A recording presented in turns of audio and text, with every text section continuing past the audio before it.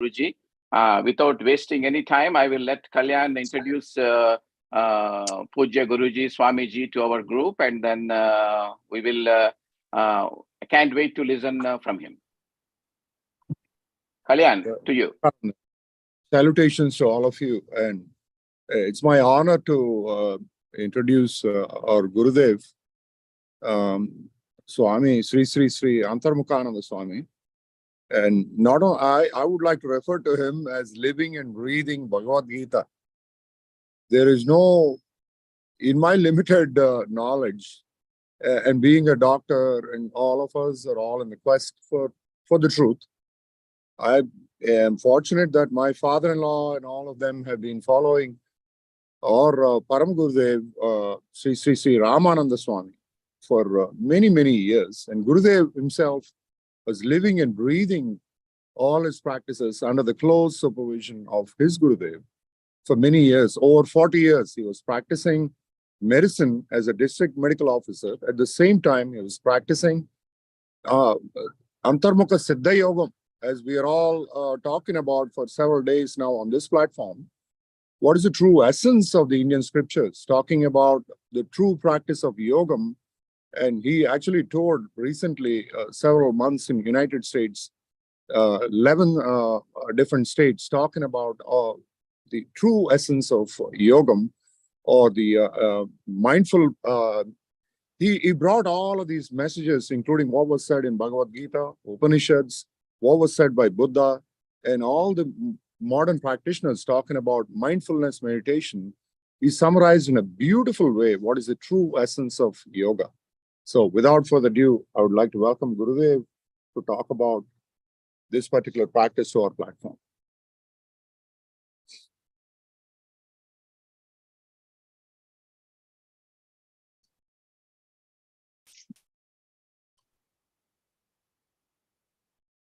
Om Sri Gurubhyo Namaha.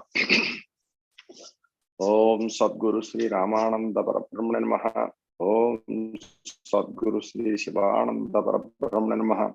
Om Sadguru Sri Krishna Paramatmane Namaha. Om Sadguru Sri Nityananda Parabrahmane Namaha. Om Sadguru Sri Shankara Bhagadacharya Namaha. Om Sadguru Sri Vyadhyasa Bhattarkaya Namaha.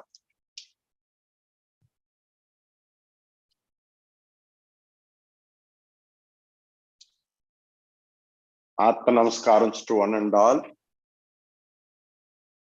who are witnessing this session. Most of you are doctors, except one or two persons. The core group contains all our doctors from various countries of this world. You are all my Guru Swarupa.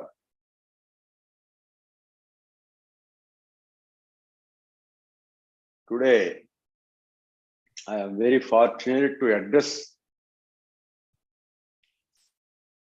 this type of platform because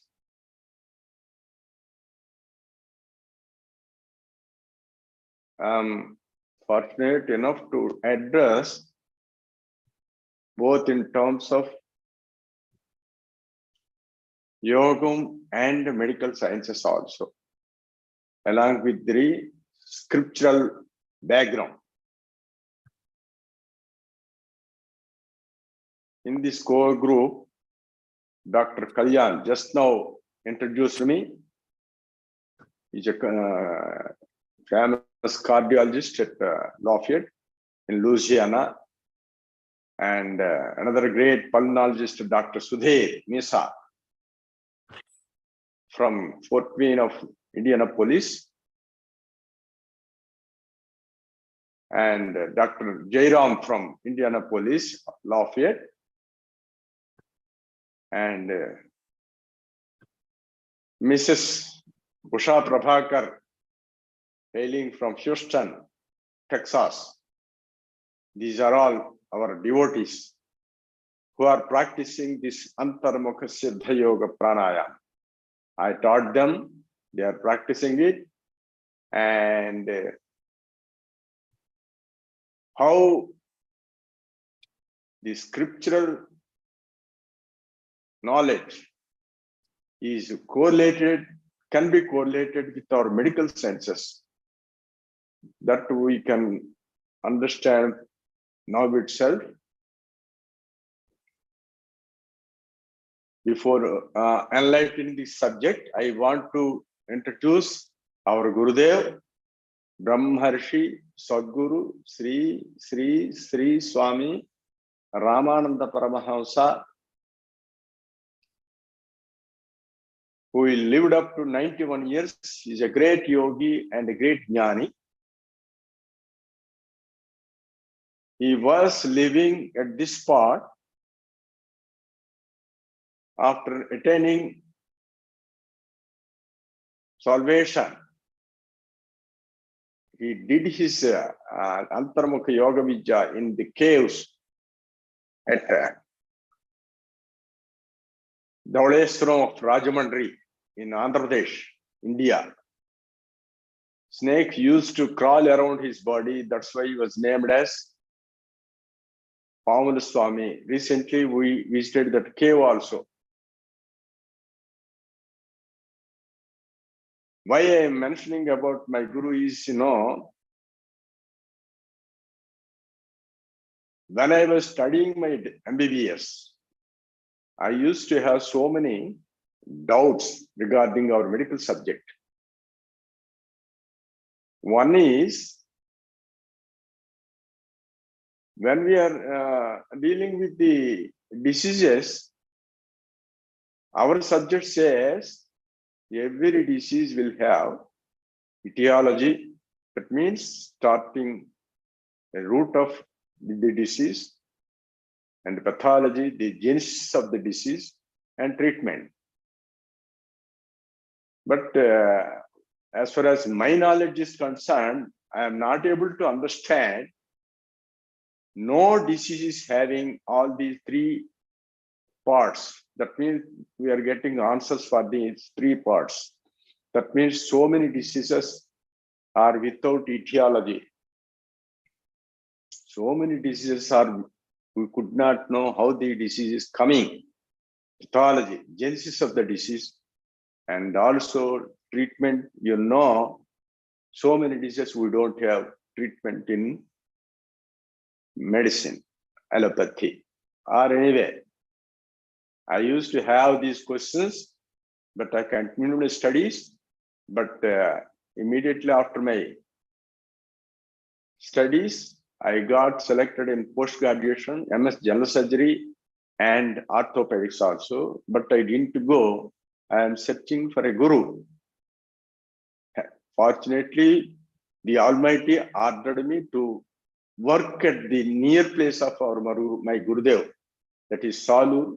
I was first appointed as medical officer, mobile medical officer in Salur of Vizianagaram district, 15 kilometers away from the spot where we are now staying, that is the ashram built by our Gurudev, Sri Swami Ramananda Paramahamsa. I visited our Gurudev, Swami Ramananda Paramahamsa, without my asking questions. He used to answer me directly. Are you a doctor? Yes, sir. So do you know what is the root cause for the diseases? I thought every disease has got its own etiology, pathology, and treatment. Like that, so how can we say so many diseases are there, Swamiji? So there will be so many causes. Then he said, no, the deficiency of mental or spiritual energy is the root cause for all the diseases, he said. Straight away he has given that statement. I was surprised. How can it be possible? But immediately after getting initiated from him, I started practicing the Antarmukha Pranayamam for hours together. I did it very vigorously. And out of my experience,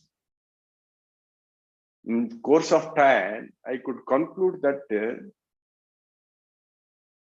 and correlate with our medical sciences that every disease carries two parts, psychosomatic. Psycho means mind, soma means body. We are dealing with the somatic part, but not with the psychic part. Psychic means here mind. We are studying the systems. Say, for example, respiratory system, circulatory system, cardiovascular system, digestive system, excretory system, and endocrine system. Some like that. We are studying system-wise. But what is the key force acting on these systems? We are not studying.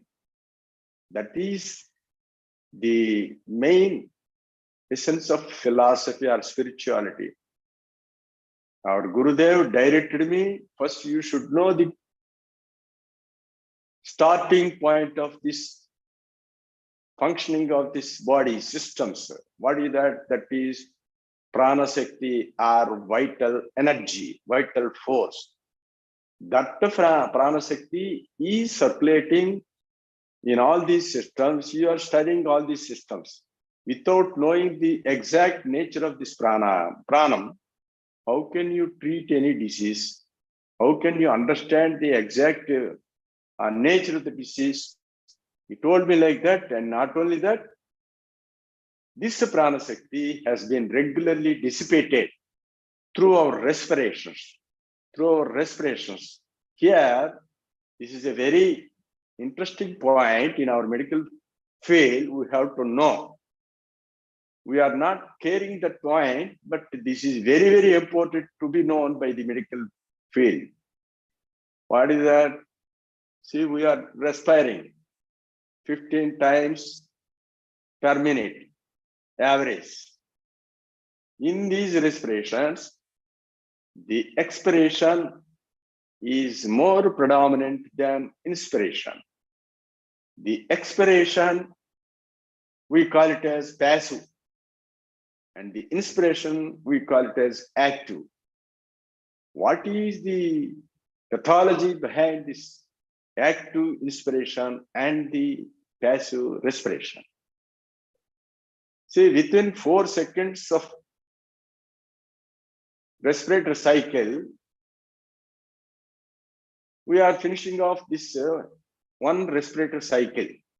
That is inspiration, there is a pause, and expiration, and there is a pause. So all these 4 phases put together, we are finishing off one respiratory cycle within 4 seconds. Like that 15 times per minute. But within this respiratory cycle, we are expiring passively up to 30 centimeters.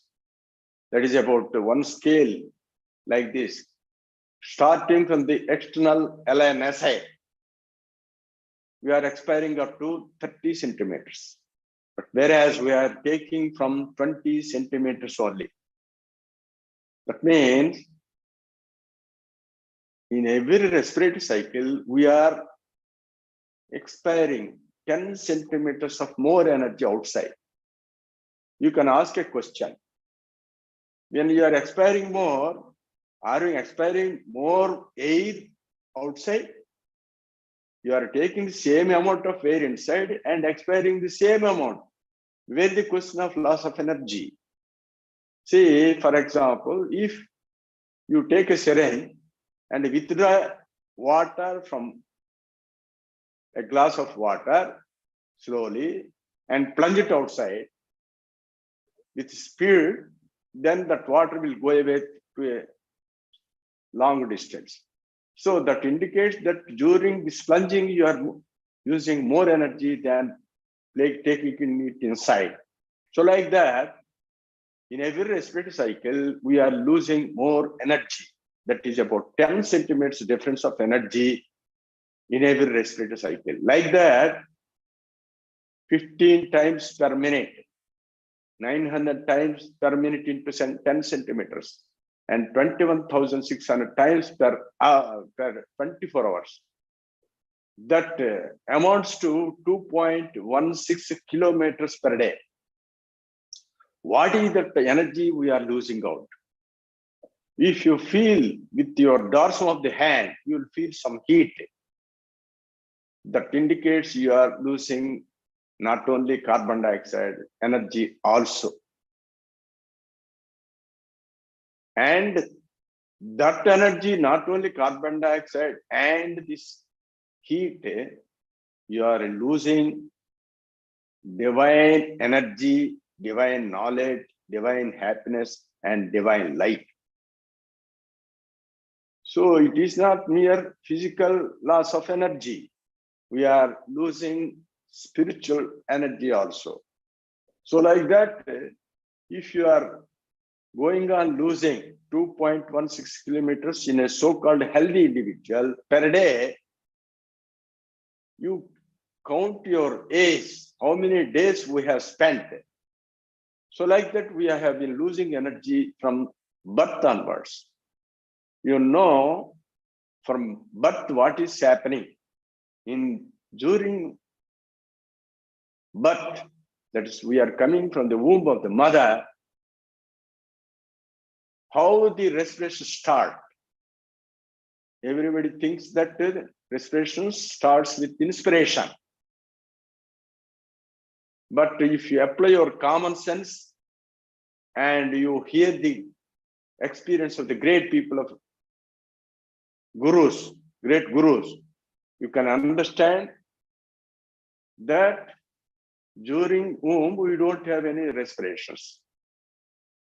But due to there is an accumulation of surfactant fluid, sphingomyelin fluid, that will be there in the alveoli of the lungs. So unless you empty this fluid, you cannot take external air into the lungs. But by observation, commonly we say that first inspiration starts.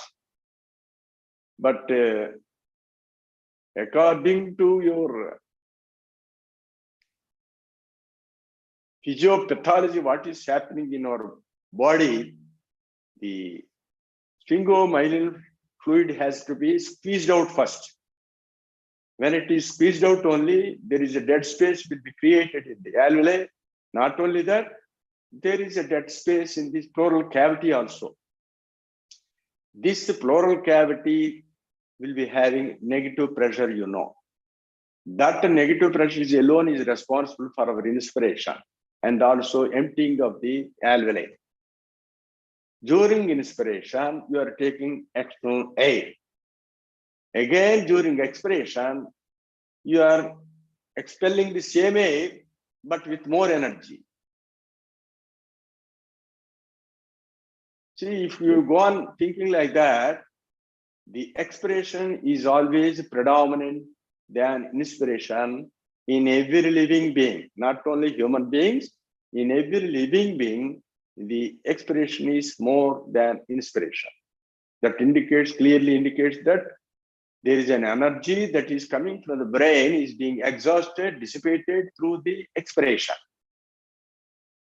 Not only that, if you throw a ball from terrace onto the ground, that ball jumps upwards, not to the extent of your throwing. Again, it falls down and jumps up, but gradually it falls down jumps up very slowly, and ultimately it will become stand still on the ground. So like that, our respiration starts from mother's womb, first with expiration, then expiration, then inspiration. Like that, the expiration is being extended. Lastly, ultimately, there will be only expiration without inspiration. That last expiration without inspiration is called expiry. The great word is there with our medical professional, but we don't know the exact meaning of this expired. Expired means we say cessation of heart and lungs functioning by seeing with stethoscope or with ECG, something like that. We say that he is expired. He has lost his vital energy or pranashakti through the last expression is called expired. And he is born with the first expression is that is called born. So he is born with the first expression and lived out from this body with the last expression. Within these two expressions only, we are having this life, dealing with this life. So not only simply losing, we are losing divine knowledge also, divine happiness also, and divine light also, and divine power. To compensate this loss of energy, we are taking food regularly. But that the divine loss can never be compensated. So till now we are taking food without any break, but yet we are losing our spiritual energy. In the early age, we are so active and our memory power and the acuity of our brain is so accurate when compared to this day now. So we have never stopped taking food, but we have been regularly becoming older. Not only older, our brain capacity, our nerves are becoming older. The vital functioning of the vital organs also becoming hampered, despite you are taking food regularly. So this loss of spiritual energy has to be compensated. Not only compensated, you have to generate it and increase it further and take it upwards and keep it at the seat of origin, that is in the hypothalamus and pituitary also. So we can say how these respirations are taking place. Unless you know thoroughly about these respirations, we can never have a comprehensive idea about the body or the diseases. The pranashakti, which is coming down through cranial nerves, 12 pairs of cranial nerves and 31 pairs of spinal nerves, and also autonomous nervous system, sympathetic and parasympathetic nervous systems, you know. So the voluntary part of central nervous system is under the control of our mind, but the rest of the autonomous system is not within our mental purview. And unless you know this, you can never have the comprehensive idea about the disease. So in that way, our Gurudevs told you have to deal with the mind first. Unless you have the complete aspect of this mind, nature of this mind, you can never treat a disease. See, after all, this body is nothing but the expanded idea of the mind itself. So mind has created this body. But all of us say, suddenly we cannot say, no, we cannot understand this point also. But as far as we have already came into physical existence, you have to study the body first. So how to study? First, you have to tackle with the respirations. These respirations are regularly going outwards, losing energy. So in order to compensate or increase this energy, you have to take it back. Here comes the spiritual knowledge, scriptural knowledge. In Yogasika Upanishad, it says like this: Guru Akya Sushumnayam Viparito Bhave Japaha. Viparito Bhave Japaha. You have to reverse the respirations. See, you may be surprised how to reverse the respirations. Reversing respirations means the expression till now, which is more predominant than inspiration, has to be reduced first by increasing the inspiratory phase. How to increase that inspiratory phase? If you want to increase it, you have to release any block that is started or accumulated in the system, pathway, in the nervous system, in the sushumna or spinal cord, or all the systems. So what is that block? That block is nothing but a phlegm. This is a very common man's used word, phlegm or kapham. This is the ultimate word for a yogi also, a philosopher, even for a person dealing with this body. Doctors also should know about this. This kapham is like butter. If you remove this butter by heating it, you can remove the phlegm and clean all the nerves, and thereby you can increase the inspiratory phase. So all of a sudden, we can never increase the inspiratory phase. You have to churn inside. If you rub it outside with your palms, you will get physical energy.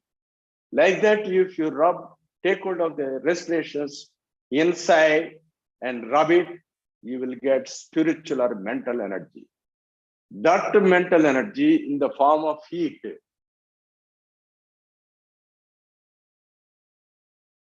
That mental energy in the form of heat is not physical energy, that is spiritual energy. That spiritual energy elicited during this churning process of pranayama is called yoga agni. Yoga agni is the spiritual heat that will dissolve all the impurities combined together called as phlegm or kapham. That is the hindrance to take your inspiratory force to take it upwards further. So that by remove this phlegm, by heating this butter-like phlegm, by churning your vital energy or pranashakti, calling it as pranayama. Why we are calling it as pranayama is, you know, the pranayama is coined out of two words, prana plus ayama. Prana means vital energy. Ayama means extending or lengthening. Till now, our respirations are coming to this extent and going downwards more.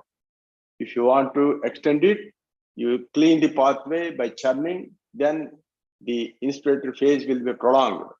That the prolonging phase of inspiratory phase is called pranayama. So this word pranayama, everybody knows in India, but nobody could understand the exact meaning and nature and how to practice this pranayama. Unfortunately, misled or misguided by so many people, except the people who are practicing this lineage from Guru Parampara. Our Gurudev, Swami Ramananda Paramahansa, Swami Sivananda Paramahansa is Gurudev, Lord Sri Krishna, Shankaracharya, Narayanam, Padmabhavam, Vasishtam, Shaktim, Tatputra, Parasarita, Vyasam, Sakum, Gaudpadacharya, Govindapadacharya, Sri Shankaracharya, Sri Sivanandam, Sri Ramananda. This is the Guru lineage. Our Guru Parampara have practiced the same process of pranayama. This is otherwise called ANTARMUKHA SIDDHAYOGA Vidya. Why this is called SIDDHAYOGA means if you practice this pranayama or yogam, it will lead you to siddhi, salvation. Salvation in the sense, when you go downwards by losing this energy through respiration, your energies being decreased, thereby you will be leading to ignorance or ajnanam. If you increase the mental energy, you will go to wisdom. With that wisdom only, you will get siddhi. The individual soul will be merged into universal Paramatma. That is called siddhi. So that process leading to siddhi is called siddha yogam. And this is Antarmukham. Antarmukham means when the expiratory phase is more, you will become Bahirmukham. You will come outside. Along with the force, your mind is also will be coming outside. So if you take it upwards, you will go to Antarmukham. Antarmukham and Urdhvamukham also. See, during sleep also you can go to Antarmukham. But if you want to go to upwards, Urdhvamukham, you have to practice pranayama.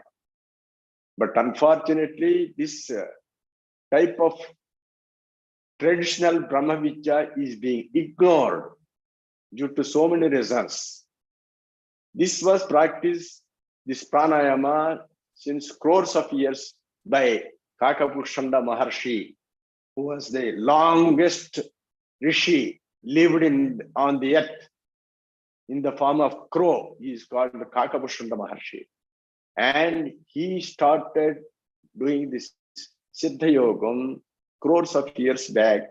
Later on, Vasishtha Maharshi, Patanjali Maharshi, and from Dwapara Yuga, our Paramatma Lord Sri Krishna, and later on, so many, our Guru Parampara have practiced this. But meanwhile, due to some invasion of the foreigners and other things, this yogam is undermined, and superficial methods have been put forward, calling it as yoga. This yoga is also good for health initially, but to get enlightened, you have to practice this pranayama or Antarmukha pranayama. See, energy can never be elicited without a friction. The friction will be done at the nasopharynx. This is the key force, key station, key center, and key process of this entire spirituality, yogam. Our Gurudev Swami Ramananda Paramahamsa, who was very thorough with the scriptural knowledge, taught me everything and told me in such a way that there is a great explanation by Lord Sri Krishna in Bhagavad Gita in the 5th chapter, 27th slokam, calling it as Sparsan Krutva Bahirbahyan Chakshushyeva Antare Bhruvo Pranapano Samo Krutva Nasabhyantara Charino. Sparsan Krutva Bahirbahyan. There are 5 sensory pleasures. You keep them away from these 5 senses of knowledge. Chakshushyeva Antare Bhruvo. You look upwards. So, by looking upwards, pranapano samukutva nasa abhyantara charino. Nasa abhyantara charino, this is the great phase of the entire philosophy. Unless you know thorough about this, nasa abhyantara charino, one can understand the practical aspect of Vedanta.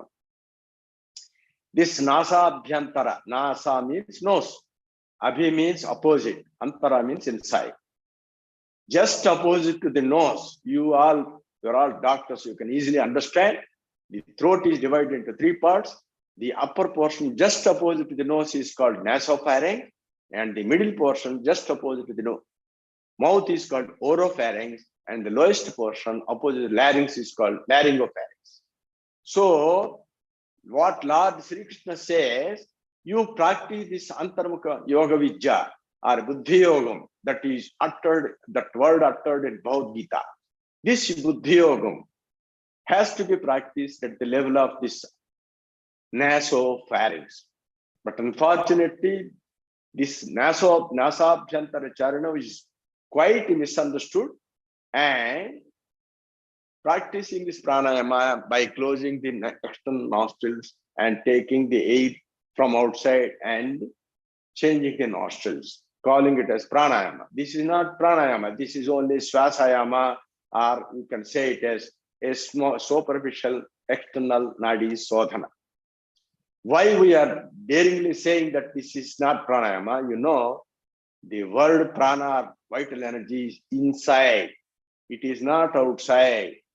That pranam, that divine force, is being regularly dissipated through our respirations. So, unless you take it back,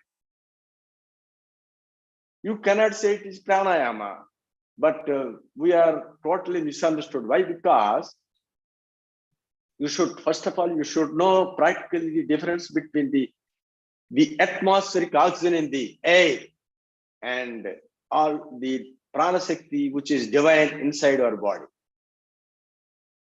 Till now, we are thinking that we are totally depending upon this external atmospheric oxygen. We doctors, we are 100% depending upon this oxygen, no doubt. But why we are dependent on this oxygen, I will tell you. I will tell you. Because first of all, you should know the difference between the oxygen, atmospheric oxygen, and the prana shakti inside. If you keep a body, dead body, on one side, and they keep a living body on the other side, this living body, even during sleep also, involuntarily takes the external air. There will be breathing up and down, inside and outside.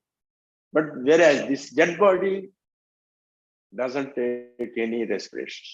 Why? Because everybody says that there is no prana inside that dead body. You till now saying that the prana is there in the atmospheric air, that is about 20.1% oxygen in the air. That is available for this dead body and this living body also. Why this dead body could not be able to take the external atmospheric air? Because something is lacking. That sucking force is lacking in dead body.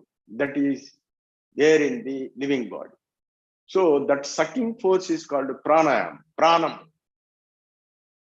Whereas the external air, which contains 20.1% of oxygen, is only an inorganic gas that can be collected in a cylinder. Whereas your life, vital energy or life force, prana shakti, can never be collected. That is divine. That contains knowledge, happiness, light and power. So this divine prana shakti has got 4 divine qualities: knowledge, happiness, and light and power, energy. Whereas this external atmospheric oxygen has got a similar quality of heat nature. If you take this external atmospheric oxygen and put it into your your tube, respiratory tube, there will be some dilatation. There will be dilatation, the bronchodilation. With the dilatation, there will be easy breathing. Easy breathing of what? Not the external air. See, the exact physiology, what is happening during our respiratory cycle, now we should know. During inspiration, some force, the vital force, which is trying to go upwards through the spinal cord, central canal of the spinal cord, in the form of cerebrospinal fluid, or whatever you say, that the flow, that the fluid upwards during inspiration. Now you are taking external air. The force behind this inspiration is the flow of energy within the spinal cord. Likewise, you are expiring outside. That means that force which is trying to go upwards, again going downward through the spinal cord. So there are 2 things you should know. The inspiration is called by upward inspiratory force, inspiratory phase. That is called utswasam. Ut means upwards.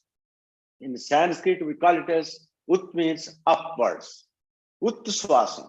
Say, during this inspiration, no doubt externally you are saying that you are taking exhale and taking into lungs, which is going downwards. But gradually your chest will be elevated, just like the bucket handle movement of the ribs. The chest is being elevated during inspiration. That clearly indicates that during inspiration, that prana shakti is going upwards. Again, during expiration, you are pushing downwards by lowering the chest case. But externally, you are feeling that you are expelling the air from the lungs, going above and throwing it outside. So what you are observing, inspiration means going in and downwards. Expiration means going upwards and downwards. But actually, the physiology behind this respiratory process is upward movement of vital energy through the spinal nerves and spinal cord is the root cause for the inspiration. You have to take it into consideration about the upward movement of the inspiration and downward movement of the expiration. So in ordinary breathing, you are taking external air, and also initially you are elevating the chest, along with that taking external air into lungs. But why we are taking external air? Again, I say, see, we say that to exchange the purify the blood, we are taking external air. I already told the external atmospheric oxygen is only an inert gas. That is an inorganic gas. It doesn't have knowledge or happiness or anything. Only thing it is having a heat nature which causes vasodilation and bronchodilation. When the track in the spinal cord is cleaned away by till now we got this phlegm or kapham that is being regularly accumulated since birth onwards. If you remove that butter-like phlegm, this inspiratory phase will be prolonged. When the inspiratory phase is prolonged, the external air entry into the lungs will be reduced gradually. This is a paradoxical phenomenon that can be understood only by a person practicing ANTARMUKHANANDA Vidya.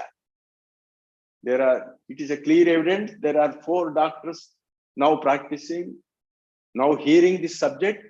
They can as well understand. But the other doctors, for the time being, you believe me that this neutral pressure, this negative pressure in the pleural cavity is being neutralized by 2 things.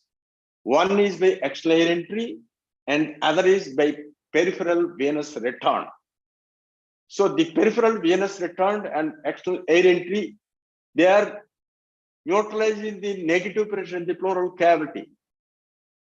If you go on increasing the negative pressure by doing pranayama, that can only be understood by initiation or teaching. When you increase this negative pressure in the lungs, there will be the peripheral venous return will be increased. That gushing of the peripheral venous blood into the right heart and then into the right auricle, right ventricle and lungs.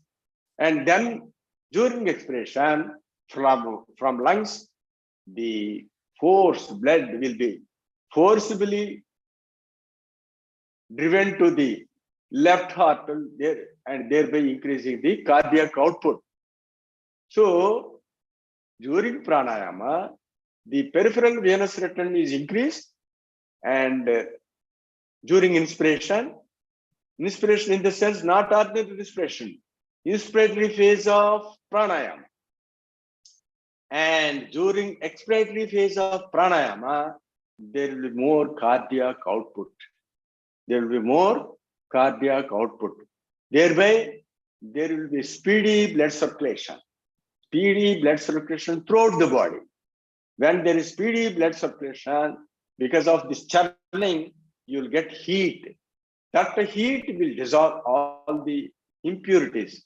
Here in the impurities in the sand, all the impurities are,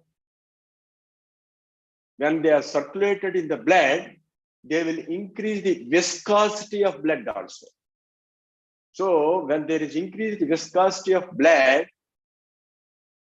that will hamper the function of the heart. There will be slow blood circulation.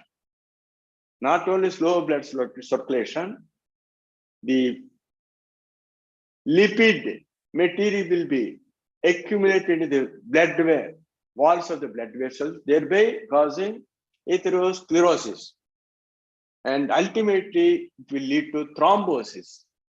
You know, you are all doctors, you can understand the root cause for the thrombosis is, one is slow blood circulation, increased viscosity of blood, and atherosclerosis in the walls of the blood vessels. So when these three things are ultimately, all these three are due to downward pushing of your vital energy through the expiration. When you are expiring more means the heart function will be hampered. And the blood circulation to this brain is gradually reduced. If you do pranayama, this blood circulation not only to all the vital organs and peripheral parts of the body, it will be increased, gushing will be upwards towards the pituitary and hypothalamus. So this hypothalamus, you know, is having two centers, thirst and appetite centers. If the blood supply to the brain is gradually reduced by losing our energy through the more expiration, the thirst and appetite centers will be stimulated. Thereby you will be getting more thirst, taking more water and more appetite also. That clearly indicating that you have lost so much energy, not only physical and mental energy also. So if you go on doing this pranayama within no time, within short period, your thirst and appetite will be reduced. The doctors who are practicing in front of me, they are experiencing. And the thing is, when you are doing this more gushing of this blood circulation, there will be profuse renal function, thereby more diuresis. So initially, there will be more diuresis during this pranayama, and simultaneously, the thirst is reduced. This is a very good experience, will be experienced by a yogi. None can understand in the universe other than the yogi can understand that. A person who is practicing this pranayama, antarmukha pranayama, this type of pranayama, can only experience that there will be profuse diuresis and less of thirst. So less thirst and more diuresis, this is a unique phenomenon. Experience will be experienced by a yogi. Thereby, the unnecessary excess of water and the fat will be dissolved. The water will be thrown out through the kidneys, and the fat also will be dissolved. Thereby, the yogi will become slim and will be more energetic. He will become like a diamond. Not only that, see, the exact doing of this pranayama is, as I told you, that is just behind the uvula. That is in the nasopharynx. You are behind and above the uvula, you have to practice. As a doctor, out of my experience, I could say that there are no other method other than this antarmukha pranayama can deal with the roof of the nose, what you call the roof of the nose and the nasopharynx, which are underneath the cribriform plate of ethmoid and sphenoidal bone, under which the pituitary and above hypothalamus are lying.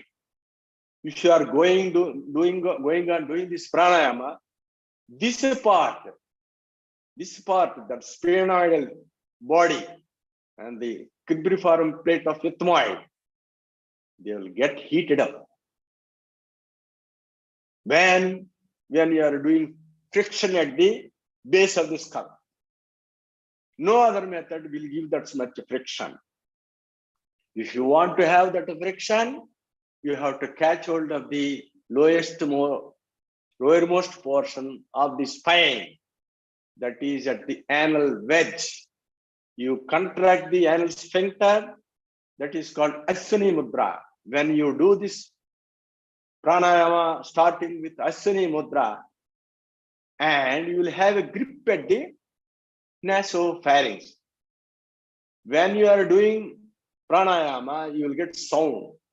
This is the unique sound you will be getting during this pranayama, none other than this.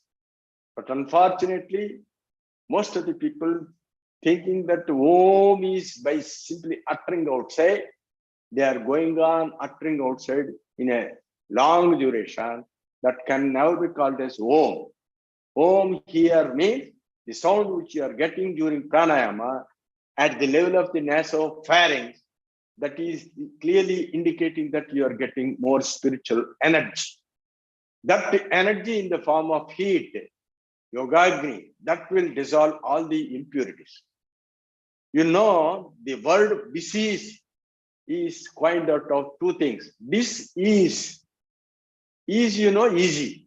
This means difficulty. The force which is coming from above is not easily going upwards. Because of gravity or whatever you call, that is going downwards easily. But it's not going upwards easily. When it is not going easily, this easily is the root cause for this disease. That may it in every respiratory cycle, when the force is which is coming downward is not really going to the extent of this its origin, naturally there will be some stagnation. There will be stagnation in the entire system, calling it as congestion. In the lungs, we call it as congestion, and these other systems, we call it as phlegm or cough. This cough is being regularly accumulated in every cell, in every minute, because of your food taking and also loss of energy through the expiration. Whatever food you are taking, only a part of it is being converted to energy, rest of the part is being accumulated in the form of two impurities. The middle part is accumulated as some tissue building, anabolism. You are able to build up your body with this middle part only. The Sushmam or the little energetic part is being regularly utilized for the functioning of the vital organs and the brain. The middle part is being utilized for the construction of the tissue building of the body, whereas the gross part is again divided into two parts. The gross part is eliminated through the motion and urine.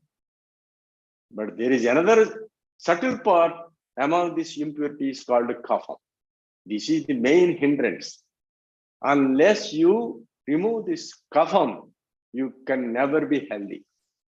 Whatever method you adopt, you have to remove it by doing this internal churning at the level of nasopharynx. There are so many methods put forward, calling it as yoga or something like that.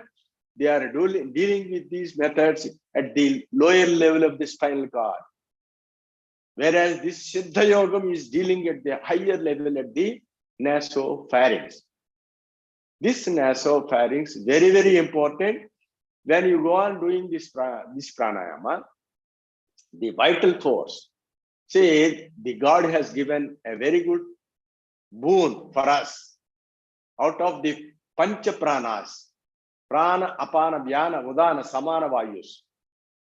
The respiratory system, excretory system, circulatory system, digestive system, endocrine system, all these pancha pranas are involuntary. They are under the control of autonomous nervous system. But a part of the respiratory system, that means the pranam, when you are taking respiration, though they are involuntary, you can have some control over that respiration. If I say hold your breath, you can hold it for a while, but you cannot hold it further. That holding for a while is a voluntary part, is a part of this pranam. And there is another voluntary part in the apanam, that is excretory system. That is, you can stop motion or urine for a while, but you cannot stop it further. So the partly voluntary part of this prana shakti in the respiratory system and the partly voluntary part of the excretory system are the boons for the man to achieve salvation. By catching hold of the voluntary part, by doing downwards and taking upward, that is by doing pranayama, apane juhvati pranam, prane panam tadhapare, pranapana gatiruddha pranayama parayanaha. In the 4th chapter, Paramatma explained this. Lord Sri Krishna is a great scientist of all scientists. Unless you practice this pranayama, you can never understand that he is a great avatar of Brahman or a great scientist. While doing this pranayama, he has mentioned another stanza in the 6th chapter. Samankaya sirogram dharayan achalam stiraha sampreksha nasikakam samdisascha navalokyan. Samankaya sirogrivam. When you are practicing this pranayama, you have to sit erect. Dharayan sirogrivam. That means you have to keep the head, neck, and the body erect. Dharayan achalam stiraha. You should not move. Sampreksha nasikakam. That means you have to look upwards thoroughly at the center of the eyebrows. Here also totally misunderstood by the people. Nasikakram is not at the tip of the nose, but the Nasikakram is at the root of the nose, that is at the center of the eyebrows. Sampreksha nasikakram, you have to look it upwards. Samdisaccha navalokyan. Without seeing the sidewards, you have to look upwards. Of course, that is the process will be taught by a guru at the time of initiation. But why I am mentioning this here, there are crores of people practicing meditation, calling it as meditation. Meditation is a good word, but at the same time, it is a loose word also. Say Patanjali Maharshi has explained in terms of Ashtanga Yoga, starting with Yama, Niyama, Asana, Pranayama, Pratyahara, Dharana, Dhyana, Samadhi. Among these Ashtanga Yoga 8 parts, the 7th part is called Dhyanam or meditation. But the remaining starting point, starting from Yama, Niyama, Asana, Pranayama, without doing Pranayama, most of the people, they are directly doing this meditation are called Dhyanam. Dhyanam is a good word, Dhyanam. Lifting or traveling your buddhi or intellect upwards is called Dhyanam. Without doing pranayama, you can never lead to Dhyanam or meditation. But unfortunately, most of the people simply sitting and closing the eyes, bending the head and sitting for hours together, going into subconscious state, saying that they have reached to somewhere. Never. We are going to subconscious state only. Say our consciousness is of 5 types. The wakeful state is called Jagrat. This is consciousness. Then you go to dreamful state, that is called subconscious state. When you go to deep sleep, you will go to unconscious state. When you do meditation and be away from the exterior, you will go to semi-conscious state. And if you go upwards and reach the center of the eyebrows, you will go to super-conscious state. So to reach super-conscious state, you have to sit directly, do pranayama, and you have to sit directly. There is a science behind it. There is an anatomical science or physiology behind this. Say, when you are practicing pranayama, the blood circulation to the brainstem will be increased. there is a system called ascending reticular activating system. This ascending reticular activating system is responsible for keeping your neck erect. When the blood circulation is slowed down or hampered, there is an ischemia to the brainstem. Naturally, the neck will bend down.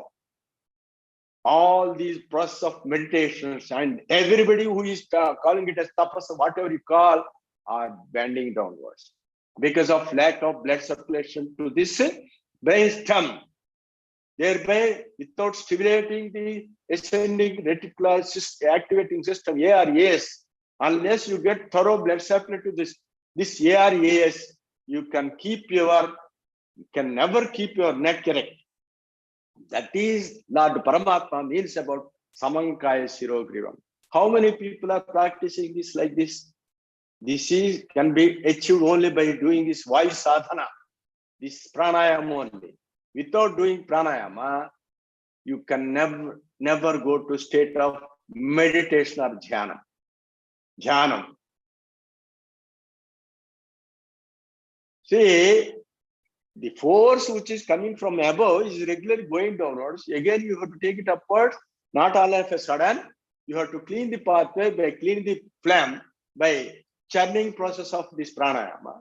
Gradually, that will elevate it upward, calling it as pranayama.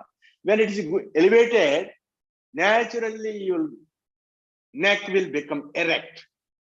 Erect. A person who is doing meditation or pranayama, if you see from a distance, if he is bending his head, even during meditation or pranayama or samadhi, whatever you call, he is bending means he is in subconscious state or unconscious state. Some people, they say that they are observing this breath and calling it as swasanidajasa or something like that. And simply they are going to subconscious state. At one state, they will lose the consciousness and calling it as, I have stopped my breath. My breath is stopped, like that, they are saying. Your breath is not stopped.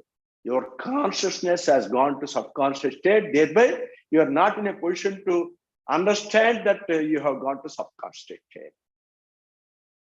This is the pitfalls among this meditation and other things. So, if you want to see here, why I am explaining is, everybody is fond of diseases. All these diseases are both physical and mental. If you go on cleaning these nerves, tissues, and other things, the phlegm is removed, thereby you will be sound health and with the sound mind also. Sound mind also. There are so many patients are suffering from this what you call depression, dementia, Alzheimer's, Parkinsonism, whatnot. So many people. All these sufferings are nothing but due to lack of sufficient energy to the brain. When there is blockage at a particular point of the body, you call it a certain disease, something like that. But as per our Gurudev, he is a great yogi, a great man. He to explain, there is no other disease except block. That block is by phlegm. Increase that energy, churn it, heat it, clean it, then your life force automatically will go upward. When it is an automatic going upward, there is no cause for the disease. Sattadhatu mayam deham agrina ranjye dhruvam vyadhyastasya nasyanti chetakadadika sada. That is told in Yoga Upanishad.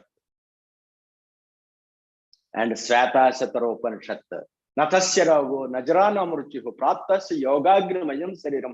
Like that, the person who is practicing this pranayama can get rid of all the diseases. All the diseases. From the beginning, I am telling the disease is due to lack of sufficient mental energy. Mental energy is in the sense, insufficiency in the pranasakti itself. So now we are taking the gross respiration with the help of the external air. If you go on practicing this pranayama inside, the respirations will be moving up and down only, thereby reducing the external air entry. You will be breathing with the spinal cord, where there will be very little movement of the lungs. There will be very little movements of the chest if you go on, if you advance. But without knowing this, we people, we are fond of lung capacity. Lung capacity means that's only superficial experience, delicate experience. You are taking the exhalate, keeping there, breathing it, expanding it more as much as possible. Thereby, you say that you are increasing your lung reserve, respiratory reserve. The respiratory reserve is totally dependent upon energy you are getting inside.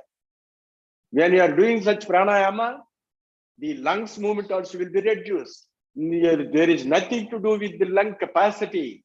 So, in the course of this corona, I have explained about this lung capacity to so many patients. I have treated so many patients with this pranayama, with leaving even the people who are with the tube in the nose with oxygen. They were taking this oxygen for months together on the bed. They were immediately removed from this oxygen tube within few hours, because you are getting energy, vital energy. This is divine energy. This divine energy is not only energy, knowledge, happiness, everything. So the existence or the survival of the man is to live happily. How to live happily? Happily by what? By sensory pleasure, we think. Even the sensory pleasures are also being achieved by the amount of the life force which you are having inside. If you go on increasing the internal energy, prana shakti, you can derive more happiness than the sensory pleasures. So, for the existence of the mankind, you have to practice pranayama. This is not difficult, very easy to practice. This is unlike the Hatha Yoga and other things, very easy to practice. Within the first breath, starting to the breath onwards, you will getting results. Even normally, an ordinary man will be inspiring, taking respirations 15 times per minute. If I initiate a person on the day of initiation itself, his respiratory rate will be reduced from 15 to 5. So 1/3 of respirations will be reduced. 2/3 will be reduced. You will be limited to 1/3 only. Not only that, just reduction of the respiratory rate, there will be prolonging of the respiratory phase. Thereby, you are cleaning the pathway, and as you go on going upward, you are getting more energy. The energy means that depends upon the extent of inward, upward. Respiratory phase is totally calculated as energy.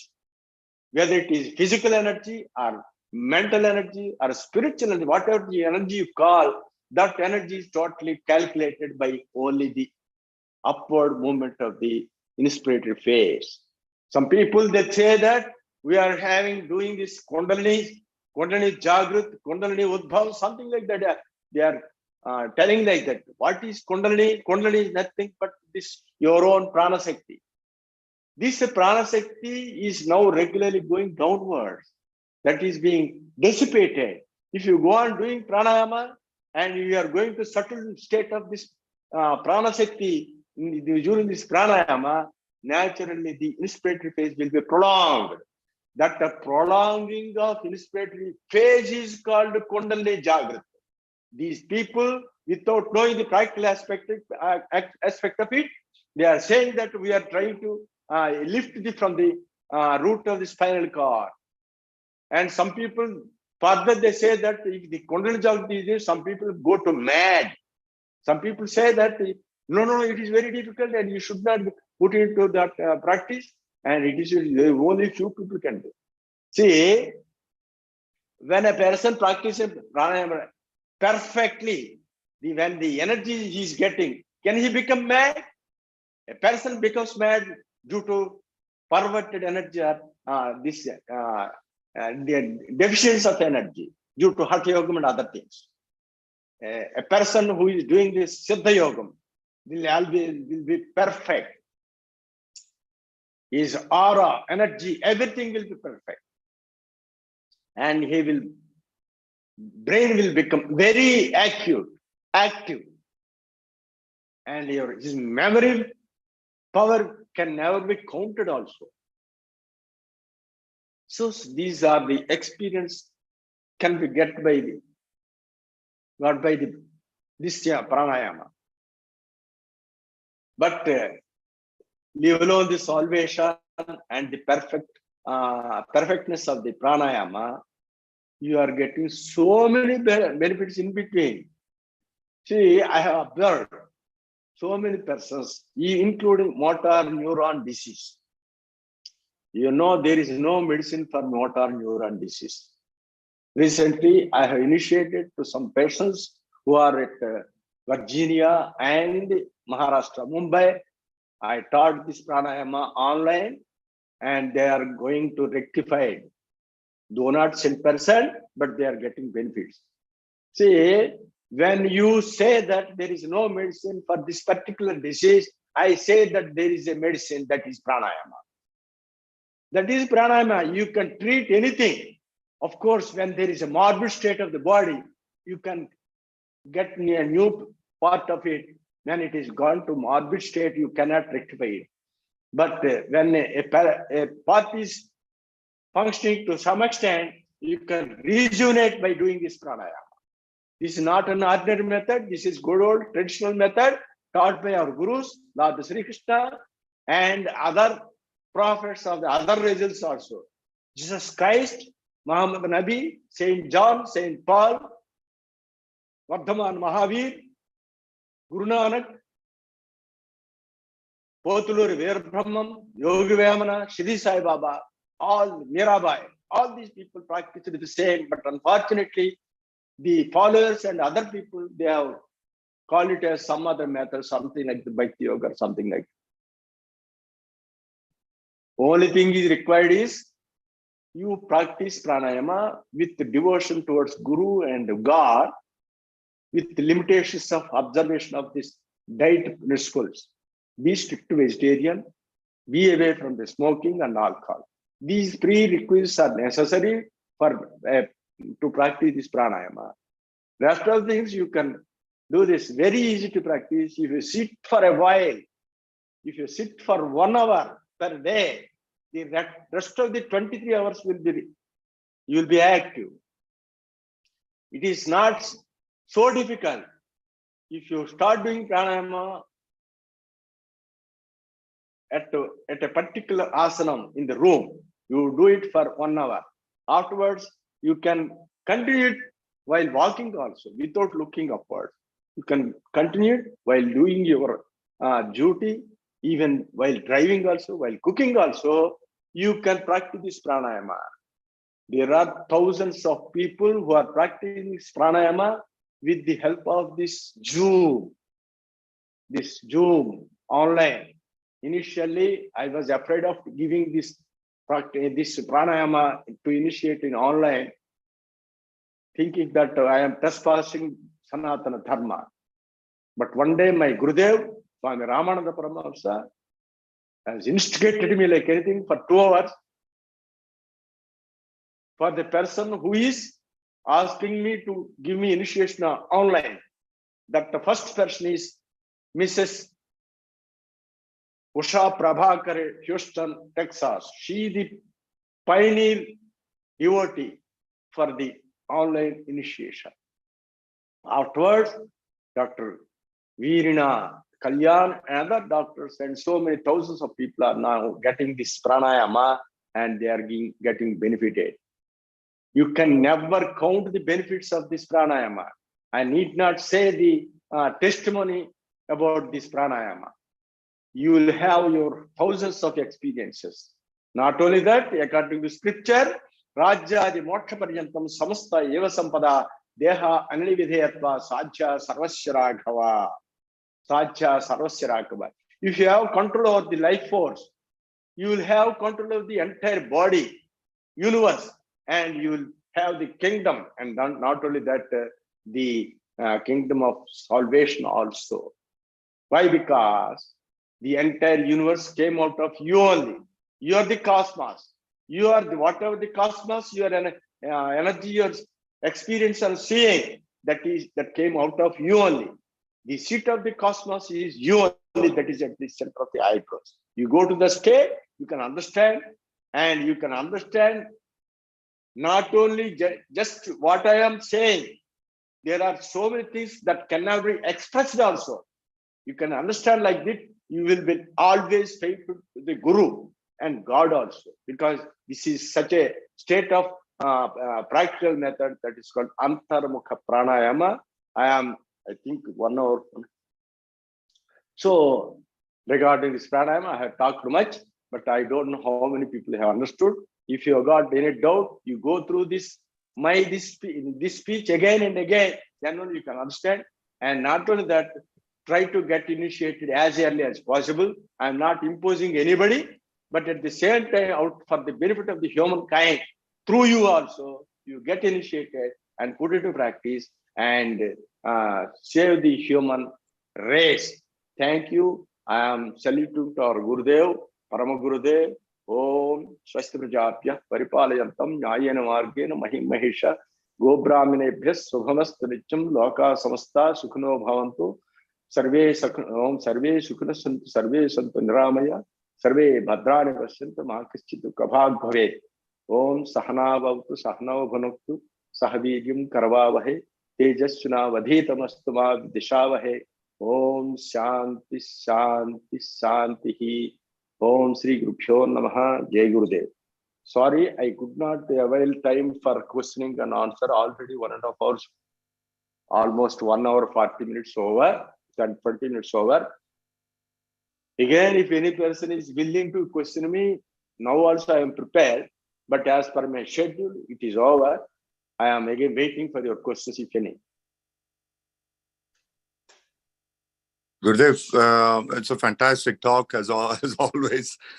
Of course, he touched and tried to dive in a little bit, but he gave hundreds, if not more, of talks pertaining to this. Those of us that are curious can always refer back. But please, Pratap ji and others, Lakshmi Garu, Padmaja Garu, everybody, please do ask him anything, any burning questions. Maybe he will address in a, scientific.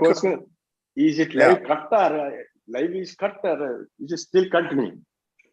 Continue. Then, okay. Let them ask question. I am prepared to give answer. No, don't worry. But the only thing is my schedule is over. Okay. Namaskaram, Guruji. Namaskaram. I want to see you Namaskaram. personally.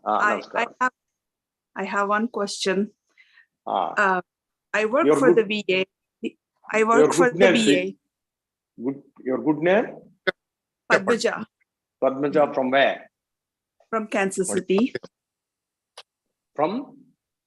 Kansas City, Kansas. Kansas City of America. Of America, sir. Yes. Which state? Kansas State. Kansas State. Oh, there is a state named called Kansas. Okay. Kansas. Kansas. Oh, no. Kansas State. Kansas. Oh, God. Yes. I thought it is Kansas. Okay. Right. Kansas. I work for the VA. I work for the VA, and this is where all of my patients are not Hindu origin. They don't believe in Hindu religion, but they are noticing the benefits of meditation or mindfulness. I do know when words like meditation and the process get converted into mindfulness, which is helpful only for the physical body.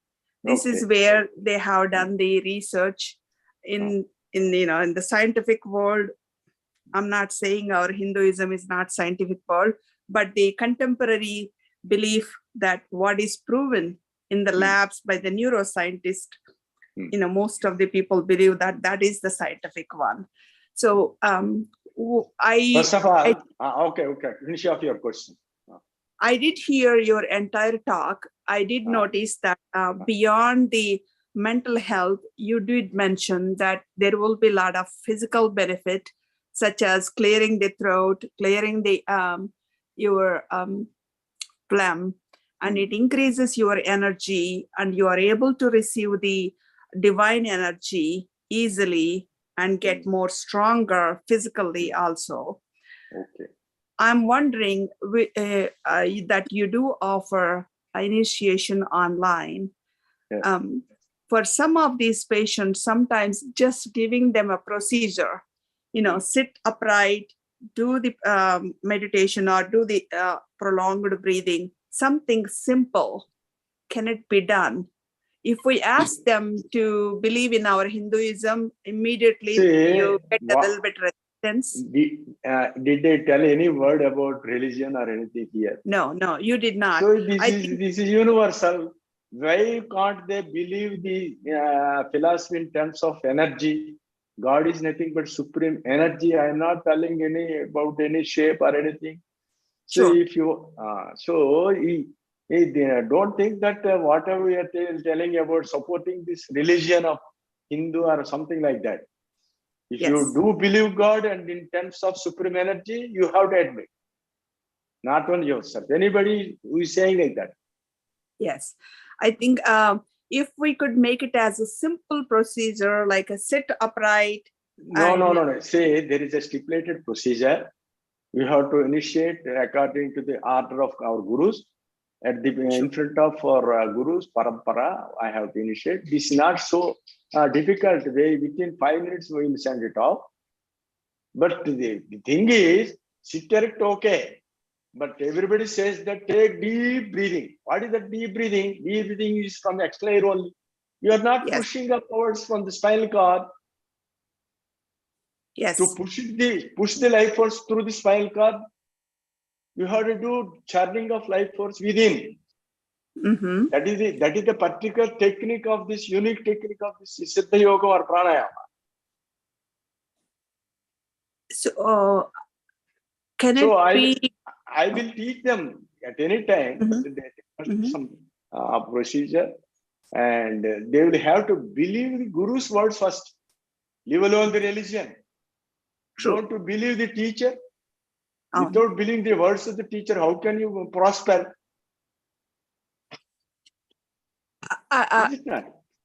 Yeah, forgive me for mentioning this. It is sometimes for kids, you make them do, later on they recognize the benefits of it with certain things, right? Then you can, because as a well-wisher of the kids, you impose them to get initiated. Let them not be thorough with the subject. Let them get initiated first. Okay, thank you. Namaste. Okay, thank you.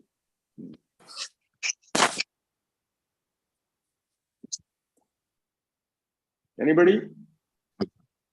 Can I come in? Pratap gar, Lakshmi gar, adagande please do ask him just any basic questions. I mean, any basic. Lakshmi, from which place? Namaste, Guruji. My name is Lakshmi. I'm basically I'm from the region where you come from, but right now I'm working in Srikakulam. Srikakulam. Oh, very nice. Srikakulam, which place?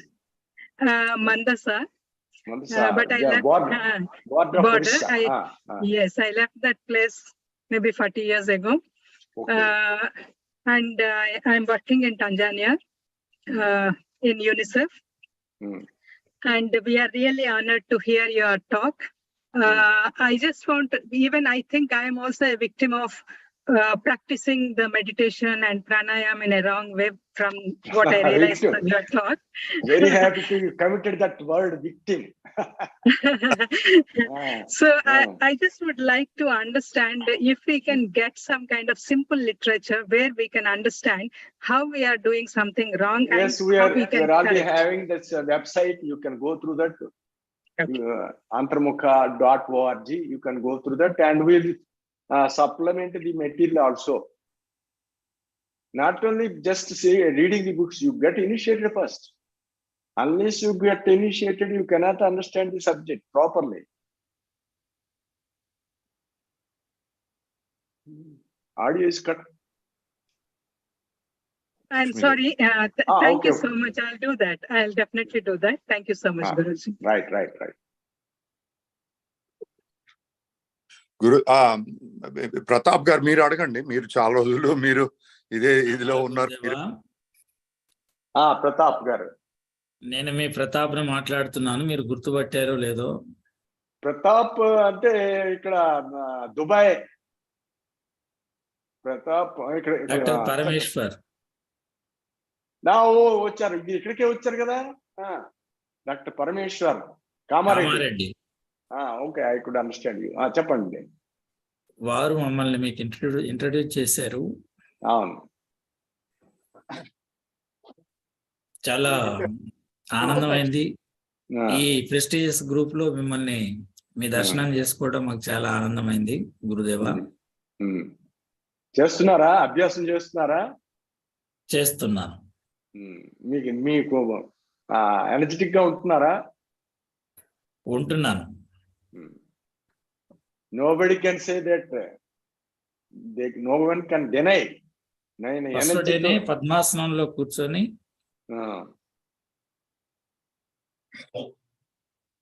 మీకు అర్థమైందా? Half an hour చేశాను. మీ వెనక lord Shiva ఏం చేస్తున్నారో చూడండి. మనం చేసిందే చేస్తున్నారు వారు.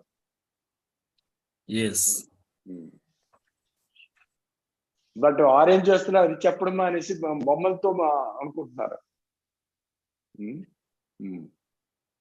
చెప్పండి. ప్రాణాయామాన్ని చాలా సమర్థవంతంగా దేశాలలో మీరు వ్యాప్తి చేస్తూ ఉండడం మాకు చాలా ఆనందాన్ని కలిగిస్తున్నది. ఆ టైం వచ్చింది. గురువులు పంపించారు. మన గురువులు పంపించారు. లేకపోతే I cannot do anything. I never thought that I will tour around the 12 states of US. 12 states లోనే 3 months లోనే అంతగా చెప్పుకుని అంతా కూడా సబ్జెక్ట్ అంతా కూడా thousands of people కి ఇనిషియేట్ చేసే అవకాశం అది గురువులు చేయిందే, మనం ఏం చేయలేము.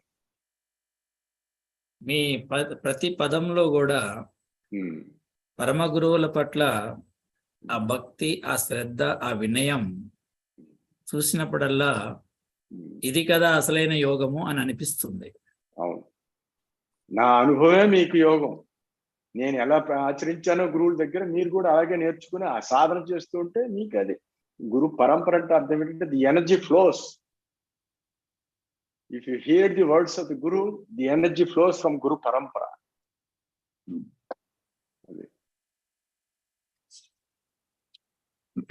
మీతో ప్రత్యక్షంగా ఈ విధంగా ఇది పరోక్షం మరియు ప్రత్యక్షం ఈ రకంగా మాట్లాడగలిగే అవకాశం లభించినందుకు హృదయపూర్వకంగా ధన్యవాదములు, కృతజ్ఞతలు తెలియజేసుకుంటున్నాం గురుదేవా. ధన్యవాదాలు. శుభం. చాలా సంతోషం. నెక్స్ట్ జయరామ్ గారు. ఇది Jayaram very Jayaram. Where is he?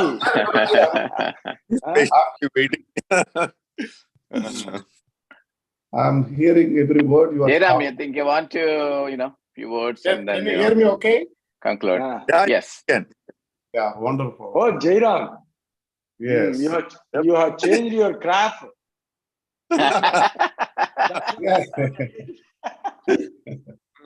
All right. Yeah. So what happened to your sleep apnea? No, actually, first and foremost, I can see that I'm not carrying any water bottle anymore. I assured you on the day of initiation itself, I will see that your water bottle will be removed within few days. I'm very happy. You are in front of Sudhir also, Dr. Sudhir. Sudhir, I promised to assure him. Yeah, we Dr. Sudhir and myself and Dr. Kalyan was one team at the time. So I can see that now I'm not carrying the water bottle because I can see the benefit of doing that pranayama in the right way. And also, as you said, Samankaya Sirogrivam, Dharayana Chalam Stiraha. So essentially that sloka and what that is written in the Bhagavad Gita and what we do as a pranayama, I say, as you said, it's not anything related to religiosity, but it is a Yes. reality. Yes. And it is energy, and that's where the emphasis is. And that is beautiful because it is scriptural and also it has the scientific basis. Yes. And it impact when we practice and to any religiosity, but it's the reality of how life force works. Very good, very good. And your face is also shining because of this pranayama. Okay. Thank you. Very nice. Yeah. Any more? Anybody? You can say that thank you, word of thanks, we'll conclude it. Because it's already, 140 people have some. Hey. Jairam. Yeah, Kalyan. Yeah, go ahead. Cheppu, no Cheppu. Sudhir, please say. Sudhir, nu cheppamma. Kalyan introduce chesadu. Sudhir, nu cheppamma. Thank you so much, Guruji, for your wonderful wisdom. And there's nobody on the earth, the ultimate authority on the scriptures and the scientific basis. As a physician and also as a yogi and enlightened soul, I think we are very fortunate to, had this opportunity to listen you in spite of everybody's busy schedule there. I think the science and the scriptures and the benefits for the human suffering, whether physical or mental or social or economical or financial or all sorts of suffering, we have experienced that peak in the pandemic and then which is ongoing. People have multiple diseases, the cancers, cardiovascular, strokes, even treatable diseases also. I practically recommend this thing to my patients because it's there's too much emphasis was focused on cardiology and aerobic, but the key is the breath is the ultimate thing. And also the sleep patients is also because I practice sleep. And then, as you all know, what we were, trying to achieve, get this to the humanity and the people so that everybody can benefit out of it from their own, relieving their own suffering and then, prevention and the cure and getting off the medications and then basically focusing on the spiritual energy or the life force rather than the other stuff is in there. So I will let Jairam conclude it, and then we are very fortunate to listen from you, and then we will be. See the blessings of Swamiji and our Gurudev. See, initially you planned to have a phone call, just a conference call. But this session has developed to Zoom live stage. That is the blessings of our Guru. Is it not? Really? Yes. Yes, Guruji. I think, yes, thank you, Sudhir. In the concluding words, I can see that, number one, as you rightly said, Guruji, it is a blessings of gurus and also efficient and administrative thinking of Ushaji also to make it happen. So we need somebody who can listen to that voice and act on it and bring the things together. So both of them are happening, and it was beautiful to see that all of us could come together again on the Zoom and hear for the spiritual wisdom that was passed on from Guru Parampara. But at the same time, we also could understand from the scientific basis the value of bringing focus to the breath and how it can control and help the brain to have that balance in the brain so that there is a balance in the life. That understanding and that wisdom, as you said, asking what is the primary root issue for all the diseases. And as you summarized, it's the mental energy. And that mental energy is connected to the spiritual energy. And that spiritual energy, not only that we are bringing, when we are bringing focus to the breath, not only we are bringing focus to the life force, but also we are bringing gratitude for the life force that is the most precious gift that we have. So in that humble heart that is focused with gratitude, focused on the breath, now we can bring a different type of energy into our life situations, because this yogam brings us a deeper humility that we depend on our breath, and we are thankful to that supreme energy that bestowed this precious gift of breath on us. So in a very simple but effective way, it brings alignment with the supreme energy and alignment with others. Not only the seekers, but also understand other people. When we have a greater mental energy, we can navigate life and relationship in a horizontal plane also in the most effective way. So it brings alignment vertically, and it brings alignment in a horizontal way. And it also takes away our dependency on other things, because when we have low energy, we are dependent on water bottle, our medicines, our variety of different external dependencies. We can minimize those because we are dependent on internal, and that antarmukham enables us to depend on the supreme energy more and more, and less on external, which are temporary support. So thank you for bringing this beautiful message and beautiful and simple technique for the benefit of humanity. We appreciate your relentless pursuit for more than 30 years, because many people have enthusiasm for things for maybe 3 days to 3 months or 3 years, but you kept this enthusiasm for 30 years and over. And now I think the opportunity has come to make this particular tool of pranayama that really helps people, not only internal life, but also external life, not in one place, but across the world, because every human being carries the breath. So it's a tool that every human being can benefit from. So we thank you for your enthusiasm that you kept for 30 years, and enthusiastically want to share your knowledge and also the practice with others. With that, back to you, Kalyan, if you want to. Listen, no, let us, everybody summarized, and of course, Madam. Yeah, we'll leave it on. Namaskar. Okay. Thank you so much, everybody. Okay. Thank you. Thank you, Ananda. Prayer cheppisanamma mali chepdam. Yeah. Om swasthi prajabhyah paripalayantam nyayena margena mahim mahesha gobrahminebhyah subhavastu nityam loka samasta sukhino bhavantu. Om sarve sukhina santu sarve santu niramaya sarve bhadrani pashyantu ma kaschid dukkha bhag bhavet. Om sahana bhavatu sahano bhunuktu sahaviryam karvavahe tejasvina vadhetamastu ma dvishavahe. Om shanti shanti